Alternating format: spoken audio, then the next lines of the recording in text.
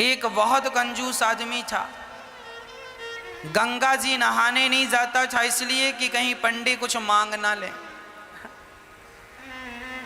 एक बार गांव के सब लोगों ने कहा कि सुनो जी, माघ का महीना चल रहा है, सब लोग नहाने जा रहे हैं, तुम भी प्रयागराज चले जाओ, नहा एक डुबकी तो लगाओ, सारी जिंदगी होगी तुम गंगा नहीं नहाए। तो सबने जिद की, पत्नी ने भी कहा जाओ। तो वो चुपके से गया। पहले तो देखा कहाँ भीड़ ज्यादा है और कहाँ भीड़ बिल्कुल नहीं। तो वो गंगा के किनारे चलता चलता चलता, सब जगह भीड़ थी, माघ का महीना था। अब वो चलता चलता शमशान घाट पहुंच गया, यहां भीड़ नहीं है। बोले यहां नहा लो तो यहां पंडा आएगा नहीं, नहीं तो पंडा नहा और पंडा खड़ा हो, चल निकाल कुछ दे, मेरे हाथ से पूजा करा, चल। गया जी में। अब बड़े प्रेम से वो शमशान में सोचा यहां कुछ नहीं है, कोई पंडों का झंझट नहीं है, कपड़े उतारा, चुपके से धीरे धीरे गया, कोई देख ना ले। वो बड़ा पैसे वाला था पर कंजूस बड़ा था। तो शमशान में जाके डुबकी गंगा जी में लगाया, और भगवान शंकर तो शमशान में ही विराजते हैं। शंकर जी को लगा जरा आज इसके साथ थोड़ा खेला खेली कर लें। तो भगवान शंकर ही पंडा बन के आ गए। जैसे ही वो डुबकी लगाया और डुबकी लगा के ऊपर उठा तो शंकर जी खड़े, हाँ यजमान जी निकालो। अब वो घबरा गया, अरे तुम कहां से आ गए? अरे बोले हमारा ये ठेका है, यहां जो भी नहाता उससे हमें ही वसूली करनी होती है, चलो ले आओ। नहा लिया आपने, लाओ। अरे हम इसीलिए तो नहाए शमशान में कि कुछ देना ना पड़े। ना ना, यहां तो देना ही पड़ता, शमशान ही, यहां से तो बच के कोई जाता नहीं। अच्छा बताओ कितना लोगे? शंकर जी बोले देखो हम वैसे लालची तो नहीं है, पर तुम दो, कितना दोगे ये बताओ? उसने बोला 1 पैसा दूंगा। हाँ हाँ, शंकर जी बोले चल मैं 1 पैसे से खुश हूं, चल ला।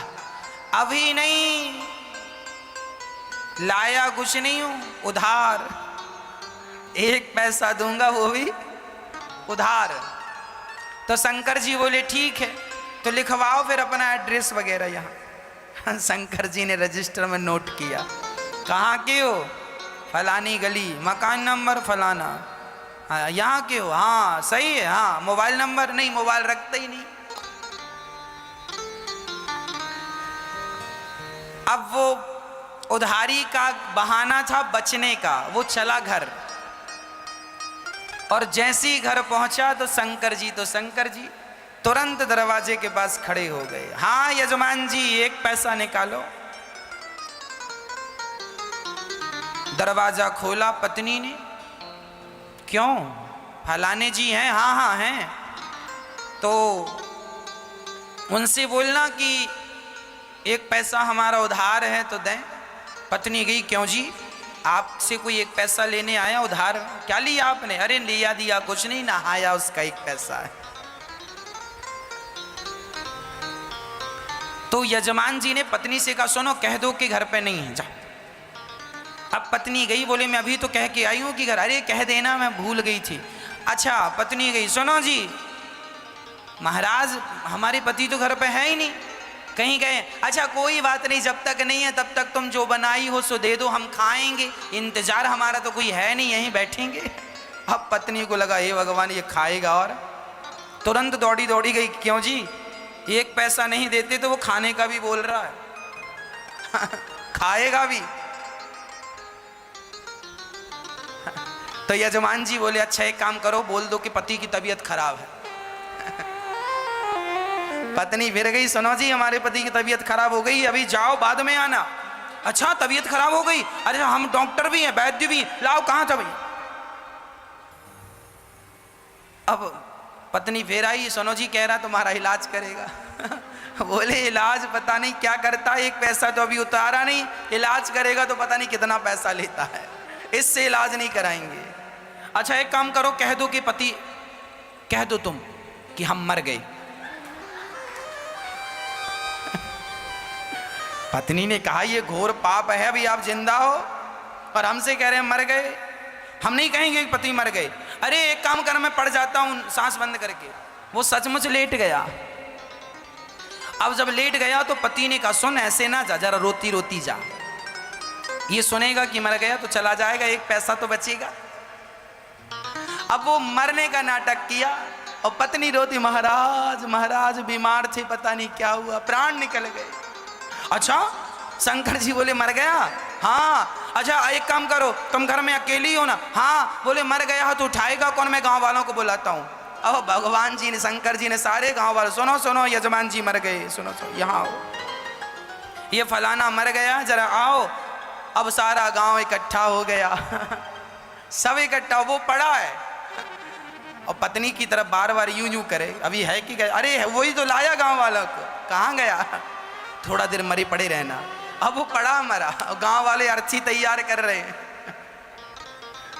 हाँ वो रो रही है और भगवान शंकर मुस्कुरा रहे हैं, कितना कंजूस है, मर गया पर एक पैसा नहीं दिया इसने। अब गांव वाले बोलो देर ना करो, उठाओ। उठा के अर्थी पे, उस पे अर्थी पे रखा। अब ले जाने लगी तो पत्नी ने पकड़ लिया, नहीं मरे नहीं मरे नहीं मरे, मत ले जाओ। अब गांव वाले बोले राम राम, बड़े दुख में इतनी पागल हो गई, कहती है नहीं मरे। हाँ हाँ दुख में आदमी ऐसी कहता नहीं मरे। अब वो माताएं महिलाएं पकड़ पकड़ के, बहन सब में सब यही कहते नहीं मरे नहीं मरे। तुम सही कह रही हो पर मर गए, अब क्या करोगे? अब उसको पकड़ लिया। अब वो रोती रोती कहे क्यों जी आप ही क्यों नहीं कह देते हम नहीं मरे? अब गांव की महिलाएं उसको बिठाए और बढ़िया कह रही हैं सुन, सब ऐसे ही करते हैं, जब जिसके घर ऐसा होता ना, तू सच भाव में डूब रही है, मर गए हैं तो तुझे विश्वास नहीं हो रहा, सबको ऐसे ही लगता, किसी को विश्वास होता ही नहीं। अरे हम मजाक नहीं कर रहे, वो नहीं मरे। क्यों जी आप ही क्यों नहीं कहते कि हम नहीं मरे? पर वो काहे को कहे कि मैं नहीं मरा? उसे लग रहा था कि ये कब जाए और कब मैं उठ के बैठ जाऊं। पर शंकर जी आगे आगे। अब गांव वाले लेके चले। अब ये पत्नी बड़ी परेशान है, हे भगवान सचमुच ना फूक दें लोग। अब वो शमशान तक पहुंच गया, लेटा लेटा सांस रोक के धीरे धीरे सांस लेता। चिता सजाई गई और चिता पे रखा गया, फिर भी उसने नहीं कहा कि मैं नहीं मरा।